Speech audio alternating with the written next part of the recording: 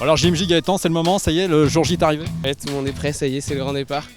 On est plusieurs à être venus un petit peu des horizons divers pour aller au JMJ en Pologne. On part tout à l'heure à 15h sous une chaleur éprouvante à Tarbes. Ah là, c'est le diocèse de Tarbes qui part, hein. C'est important, le diocèse de la Bigorre qui se bouge. C'est génial, la Bigorre est toujours présente, partout, à fond, motivée. L'ambiance va être super et j'en doute pas. 3 jeunes filles sur le départ, vos prénoms? Claire, Camille, Soisic, Alors, vous venez de régions différentes, d'où venez-vous? du Pays de la Loire, Loire-Atlantique, Guérande. Moi de Lourdes, Pays de la Loire, de Nantes. Je suis partie quelques jours juste à Madrid, les 5 jours où il y avait le pape, j'ai eu la chance de pouvoir y participer, mais là ça va être vraiment mes premières JMJ complètes avec les 2 semaines à Prague et voilà tout ce qui va être autour. Il faut serrer, voilà, il faut se resserrer pour la photo.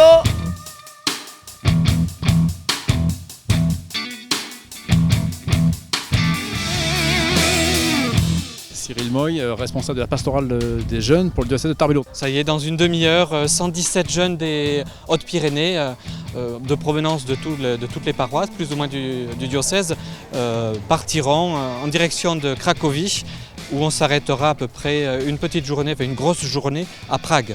Alors c'est de quoi tous ces jeunes qui partent? Tout d'abord, une bonne route. On leur souhaite une bonne dose d'esprit sain. Et en direct sous nos yeux, donc l'arrivée du bus, le premier bus, Thérèse, c'est un moment d'émotion. Grande émotion, je n'arrive plus à parler, je bégaye. C'est beau. Ces JMJ, Thérèse, vous personnellement, vous attendez quoi de ces JMJ dans votre vie de jeune? J'attends de grandir dans la foi. Je suis trop émue, il y a les cars qui arrivent et j'ai envie C'est le deuxième car qui arrive devant nos yeux là.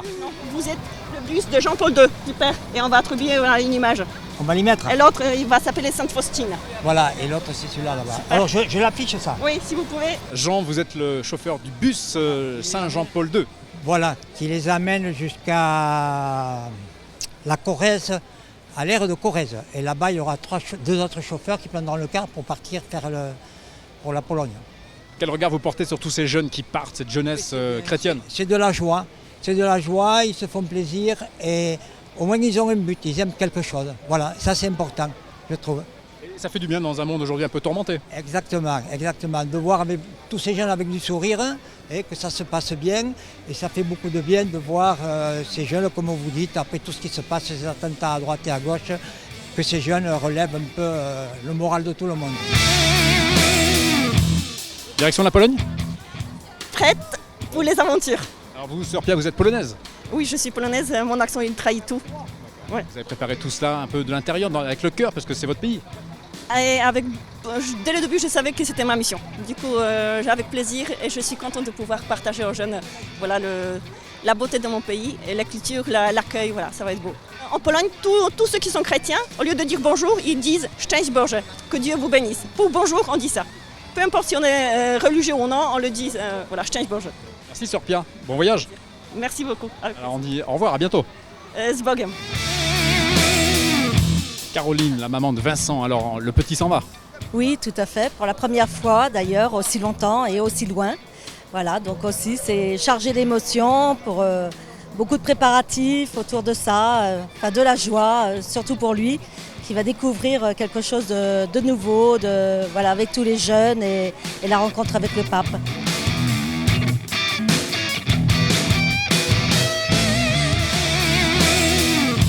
Je m'appelle Steven Chetou, je viens d'Irak. Il n'y a pas beaucoup de gens qui viennent du Moyen-Orient, on peut dire.